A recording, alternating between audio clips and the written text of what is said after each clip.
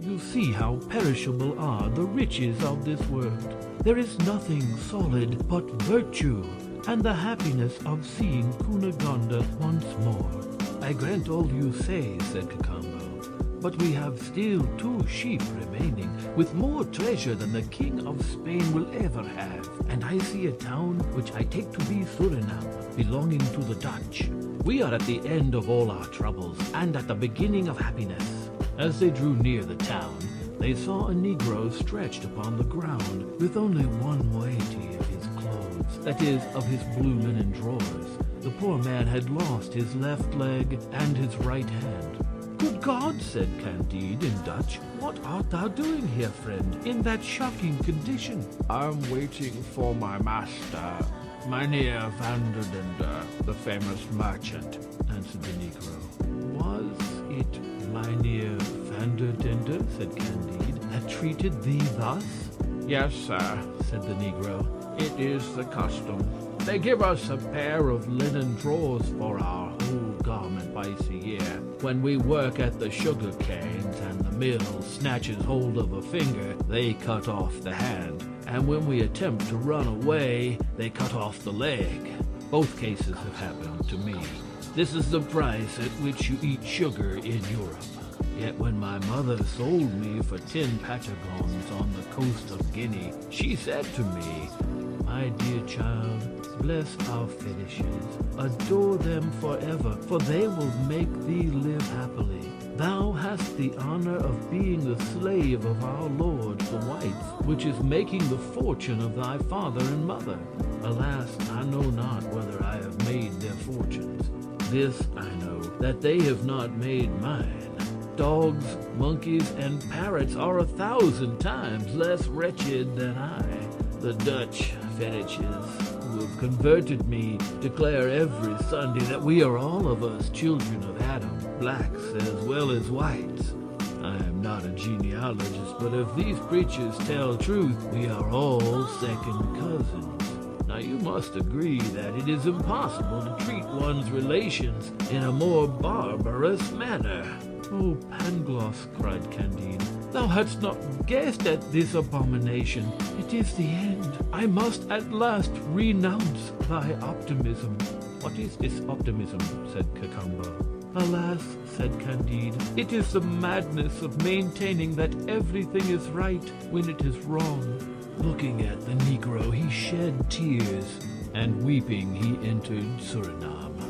The first thing they inquired after was whether there was a vessel in the harbor which could be sent to Buenos Aires. The person to whom they applied was a Spanish sea captain, who offered to agree with them upon reasonable terms. He appointed to meet them at a public house, whither Candide and the faithful Cacambo went with their 2 sheep, and awaited his coming.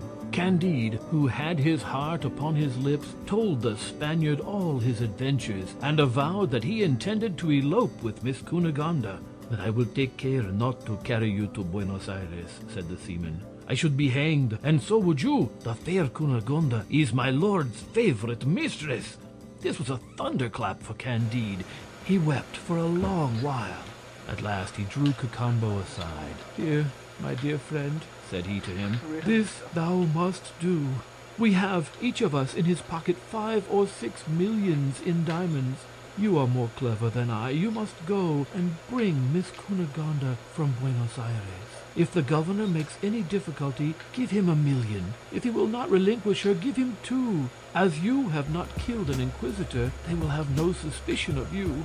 I'll get another ship and go and wait for you at Venice. That's a free country, where there is no danger either from Bulgarians, Abares, Jews, or inquisitors. Cacambo applauded this wise resolution. He despaired at parting from so good a master, who had become his intimate friend. But the pleasure of serving him prevailed over the pain of leaving him. They embraced with tears. Candide charged him not to forget the good old woman. Cacambo set out that very same day. This Cacambo was a very honest fellow. Candide stayed some time longer in Suriname, waiting for another captain to carry him and the 2 remaining sheep to Italy. After he had hired domestics and purchased everything necessary for a long voyage, Mynheer van der Linde, captain of a large vessel, came and offered his services. "How much will you charge," said he to this man, "to carry me straight to Venice? Me, my servants, my baggage, and these 2 sheep?" The skipper asked 10,000 piastres. Candide did not hesitate. Oh, said the prudent Vanderdendur to himself. "This stranger gives 10,000 piastres unhesitatingly. He must be very rich." Returning a little while after, he let him know that, upon second consideration, he could not undertake the voyage for less than 20,000 piastres. "Well, you shall have them," said Candide. "Aye," said the skipper to himself, "this man agrees to pay 20,000 piastres with as much ease as 10. He went back to him again and declared that he could not carry him to Venice for less than 30,000 piastres. "Then you shall have 30,000, replied Candide. "Oh, said the skipper once more to himself, 30,000 piastres are a trifle to this man. Surely these sheep must be laden with an immense treasure. Let us say no more. First of all, let him pay down the 30,000 piastres, then we shall see." Candide sold 2 small diamonds, the least of which was worth more than what the skipper asked for his freight. He paid him in advance. The 2 sheep were put on board.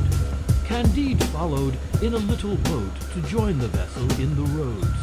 The skipper seized this opportunity, set sail, and put out to sea, the wind favoring him. Candide, dismayed and stupefied, soon lost sight of the vessel. "Alas," said he, "this is a trick worthy of the old world." He put back, overwhelmed with sorrow, for indeed he had lost sufficient to make the fortune of 20 monarchs.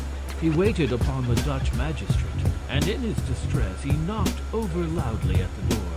He entered and told his adventure, raising his voice with unnecessary vehemence. The magistrate began by fining him 10,000 piastres for making a noise.